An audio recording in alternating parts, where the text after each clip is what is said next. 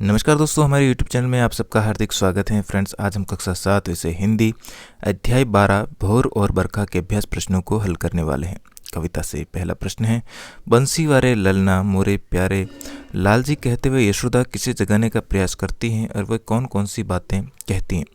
बंसी वारे ललना मोरे प्यारे लाल जी कहते हुए यशोदा अपने पुत्र श्री कृष्ण को जगाने का प्रयास करती हैं। वे कहती हैं, रात्रि व्यतीत हो चुकी है, अब प्रातः बेला आरंभ हो गई है, अर्थात सुबह हो गई है। सभी घरों के दरवाजे खुल गए हैं। गोपियां सुबह उठकर दही बिलोने लगी हैं।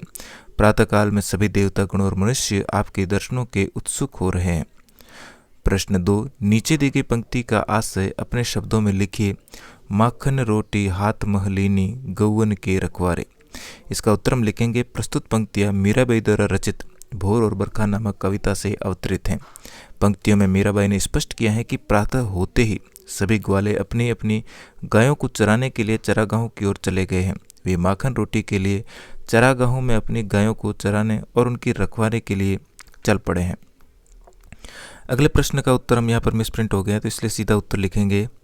यहाँ पर होगा, गांव गली या मोहल्ले में तो काम करते हुए सुबह उठते ही सबके लिए चाय बनाना और दूध निकालना, रेलवे प्लेटफॉर्म पर चाय और ट्रेन की आवाज़ के साथ, नदी या समुद्र के किनारे सूर्य की किरणों के साथ और पहाड़ों पर पर्वतारोहण के साथ। प्रश्न 3, पढ़े हुए पद के आधार पर ब्रज की भोर का वर्णन कीजिए। हमारा उत्तर होगा, प्रातः होते ही ब्रज में घरों के दरवाजे खुल जाते हैं। गोपियां प्रातः होते ही उठकर दही बिलोने लगती हैं। ग्वाले भी माखन रोटी लेकर चरागाह की ओर चल पड़ते हैं। भगवान व मनुष्य श्री कृष्ण के दर्शन के लिए खड़े हो जाते हैं। प्रश्न 4, मीराबाई को सावन मन भावन क्यों लगने लगा। हमारा उत्तर है, मीरा को सावन मन भावन इसलिए लगने लगा क्योंकि सावन के आते ही मीरा को कृष्ण के आने की भनक लग गई। प्रश्न 5, पाठ के आधार पर सावन की विशेषताएं लिखिए। हमारा उत्तर है, मीराबाई अपने पद में सावन के महीने का वर्णन करते हुए कहती हैं कि उमड़ते घुमड़ते बादल चारों दिशाओं में विचरण कर रहे हैं। बिजली वर्ष की झड़ी लगाने के लिए चमक रही है। नन्ही नन्ही बरसात की बूंदें बरस रही हैं। चारों ओर शीतल वायु बह रही है। सभी प्राणियों को बरसती बूंदों से आत्मिक संतुष्टि प्राप्त होती है। कविता से आगे में हमारा पहला प्रश्न, मीरा भक्ति काल की प्रसिद्ध कवयित्री थी। इस काल में दूसरे कवियों के नामों की सूची बनाइए और उनकी एक एक रचना का नाम लिखिए। हम उत्तर लिखेंगे, सूरदास द्वारा सूरसागर और तुलसीदास ने श्री रामचरितमानस की रचना की। प्रश्न 2, सावन वर्षा ऋतु का एक महीना है। वर्षा ऋतु से संबंधित 2 अन्य महीनों के नाम लिखिए। तो हम उत्तर लिखेंगे, सावन मास वर्षा ऋतु में आता है। वर्षा ऋतु में आषाढ़ और भाद्रपद मास का भी आगमन होता है। अनुमान और कल्पना में हमारा पहला प्रश्न, सुबह जगने के समय आपको क्या अच्छा लगता है। तो हमारा उत्तर है, सुबह जगने के समय मुझे चिड़ियों का चहचहाना बहुत अच्छा लगता है। सुबह शेर करते समय मुझे ताजगी महसूस होती है। प्रश्न 2, यदि आपको अपने छोटे भाई बहन को जगाना पड़े तो किसे जगाएंगे।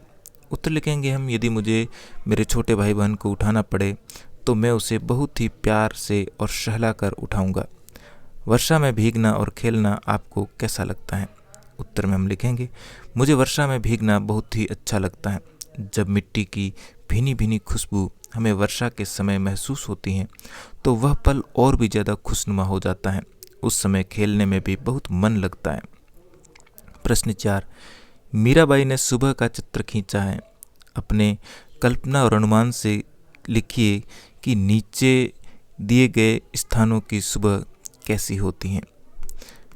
तो यहाँ पर हम लिखेंगे उत्तर में, गांव गली या मोहल्ले में काम करते हुए सुबह उठते ही सबके लिए चाय और दूध निकालना, रेलवे प्लेटफॉर्म पर चाय और ट्रेन की आवाज़ के साथ, नदी या समुद्र के किनारे सूर्य की किरणों के साथ और पहाड़ों पर में पर्वतारोहण के साथ। हालांकि हमने पहले भी आपको इसका उत्तर दे दिया था। अब भाषा की बात में हमारा पहला प्रश्न है, कृष्ण को गठवन के रखवारे कहा गया है, जिसका अर्थ है गौओं को पालने वाला। इसके लिए एक शब्द लिखें। हम लिखेंगे गोपाल, तो इसको गोपाल भी कहते हैं। प्रश्न 2, नीचे 2 पंक्तियां दी गई हैं। इनमें से पहली पंक्ति में रेखांकित शब्द 2 बार हैं और दूसरी में भी 2 बार। इन्हें पुनरुक्ति पुनः उक्ति भी कहते हैं। पहली पंक्ति में रेखांकित शब्द विशेषण है और दूसरी पंक्ति में संज्ञा। जैसे नन्ही नन्ही बूंदन में हा बरसे, घर घर खुले किवारे।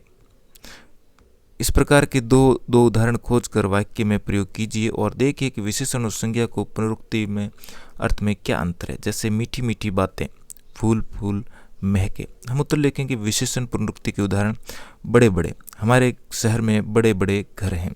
दूसरा, काले काले, आकाश में काले काले बादल छाए हुए हैं। संज्ञा पुनरुक्ति के उदाहरण हैं। देश देश से लिखेंगे हम, देश देश में फ़ोन प्रयोग कर रहे हैं। नगर नगर के लिए लिखेंगे, नगर नगर में स्कूल खुले हुए हैं। विशेषण की पुनरुक्ति से किसी वस्तु विशेष की विशेषता पर बल दिया गया है, जबकि संज्ञा की पुनरुक्ति में किसी वस्तु जाति पर विशेष बल दिया गया है। कुछ करने को मैं पहला प्रश्न, कृष्ण को गिरधर क्यों कहा जाता है? इसके पीछे कौन सी कथा है, पता कीजिए, कक्षा में बताइए। हम उत्तर लिखेंगे, कृष्ण को गिरधर इसलिए कहा जाता है क्योंकि श्री कृष्ण ने एक उंगली से गोवर्धन पर्वत को उठा लिया था और लोगों की रक्षा की थी।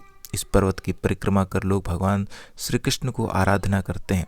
बेहद पुरानी मान्यता है कि गिरिराज की सुंदरता को देख पुलस्त्य ऋषि बेहद खुश हुए। उन्होंने इन्हें द्रोणाचल पर्वत से उठाया और अपने यहाँ ले जाने लगे। उठाने से पहले गिरिराज ने कहा था कि आप मुझे जहाँ भी पहली बार रखेंगे मैं वहीं स्थापित हो जाऊंगा। रास्ते में साधना के लिए ऋषि ने पर्वत को नीचे रख दिया। ऋषि की लाख कोशिशों के बाद भी पर्वत हिला नहीं। इसके बाद गुस्से में ऋषि ने पर्वत को शाप दिया कि वह रोज कम होगा। माना जाता है कि उसी समय से गिरिराज जी वहाँ हैं और कम होते जा रहे हैं। इसके साथ ही हमारा पाठ यहीं पर समाप्त हुआ। वीडियो अच्छा लगा तो लाइक, शेयर और चैनल पर पहली बार आए तो चैनल को सब्सक्राइब जरूर करें। मिलते हैं इसी प्रकार के एक और वीडियो में। धन्यवाद।